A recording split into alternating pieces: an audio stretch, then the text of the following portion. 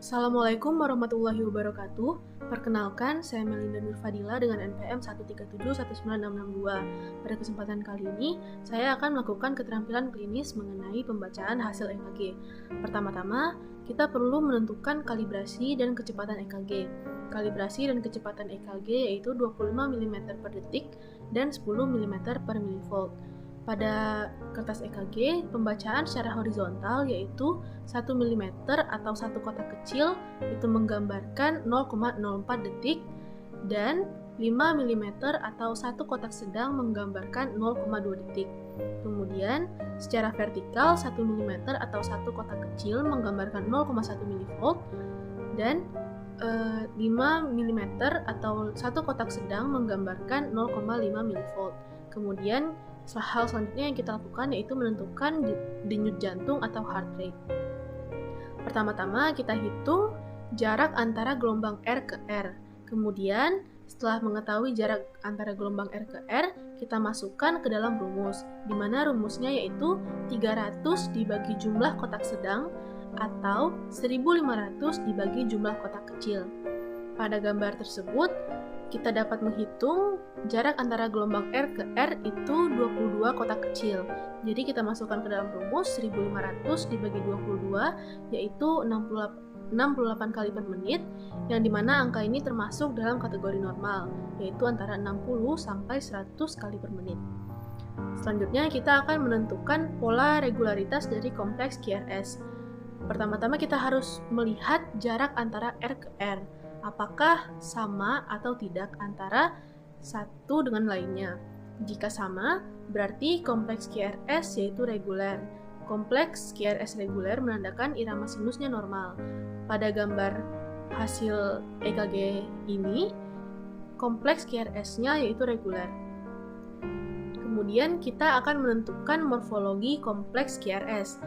Pada gelombang Q itu merupakan defleksi negatif pertama, sedangkan gelombang R itu defleksi positif pertama, dan gelombang S yaitu defleksi negatif setelah gelombang R. Kemudian pada morfologi kompleks QRS ini, kita juga menentukan apakah kompleks QRS ini sempit ataupun lebar.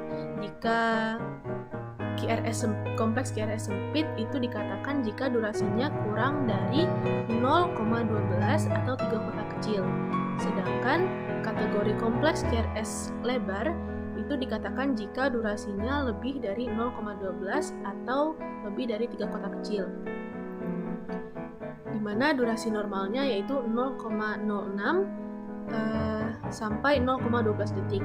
Pada gambar hasil EKG tersebut, durasi kompleks QRS-nya yaitu sekitar 2 kotak kecil, di mana 2 kotak kecil dikali 0,04 hasilnya itu 0,08.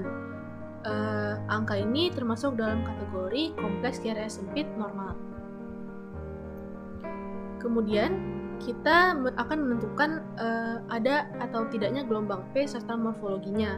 Pada gambar itu gelombang P ada dan diikuti oleh gelombang QRS.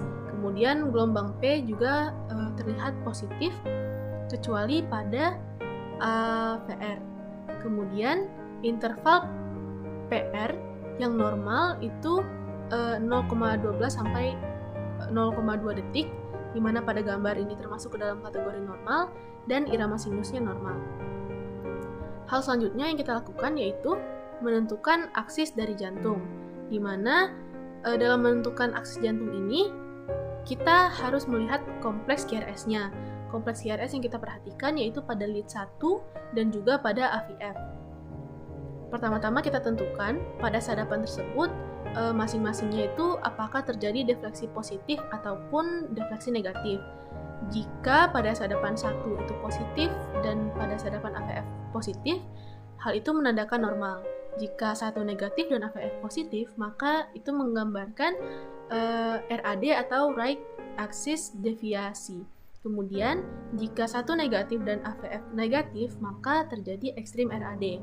Dan satu positif, sedangkan AVF negatif, itu menggambarkan LAD atau left axis deviation. Pada gambar ini, ditemukan pada lead 1 itu positif dan AVF-nya juga positif, di mana hal ini merupakan hal yang normal. Kemudian langkah selanjutnya yaitu kita akan melihat gelombang Q. Pada gambar ini gelombang Q normal, yaitu dia tidak lebih besar dari 0,04 detik atau tingginya tidak lebih dari sepertiga dari kompleks QRS. Kemudian kita nilai juga pada segmen ST.